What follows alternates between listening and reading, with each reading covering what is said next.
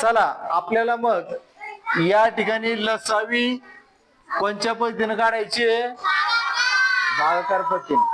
आपण काय करायचंय, जो पाढा घेऊ तो पाढा घेतल्यानंतर ती संख्या जी आहे या ठिकाणी दिलेली त्यात आहे का, कसा भाग जातोय. आपण भाग देत असताना लहानात लहान संख्येनंच भाग द्यायला सुरुवात करायची कधी. या ठिकाणी दोनाने भाग देऊन बघू, दोनाने भाग जाणार नाही, दोनाने 9ला भाग जात नाही, 9 तसे तसे ठेवले आपण.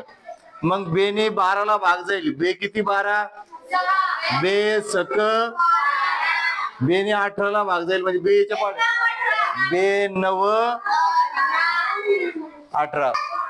या ठिकाणी बघायचंय, या ठिकाणी आपण बघायचंय की अजून कशा कशाने भाग जाऊ शकतो. या ठिकाणी 3ने भाग जाऊ शकतो बघा.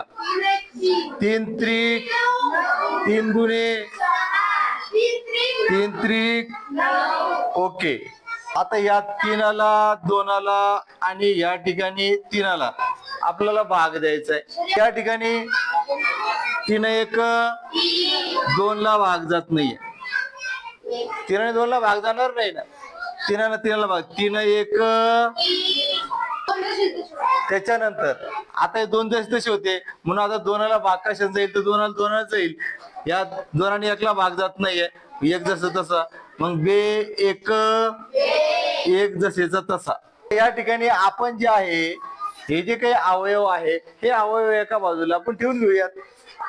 घेतले अवयव अवयव, ओके. या सगळ्यांचे अवयव आहे बघा 2 3 3 2 बघा, 2 3 3 2.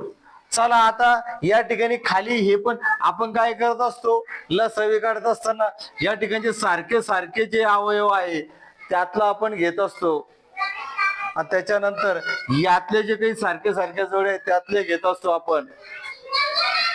मग घेत असताना असं करत असतो, यातलं काही उरलेलं नाहीये. मग या ठिकाणी हे जे सगळे अवयव पाडलेले आहेत यातल्या जोड्या काही नाहीत, किंवा खाली जर उरलं असतं आपण जोड्या घेतल्या असत्या, खाली एक एकच उरलेलं आहे, मग आपल्या याचा गुणाकार करून टाकायचा आहे सगळ्याचा. बेत्रिक, सैत्रिक, 18 दुने 36 जी आहे, तर 36 या भागाकार पद्धतीमध्ये याची आलेली आहे लसावी. ओके.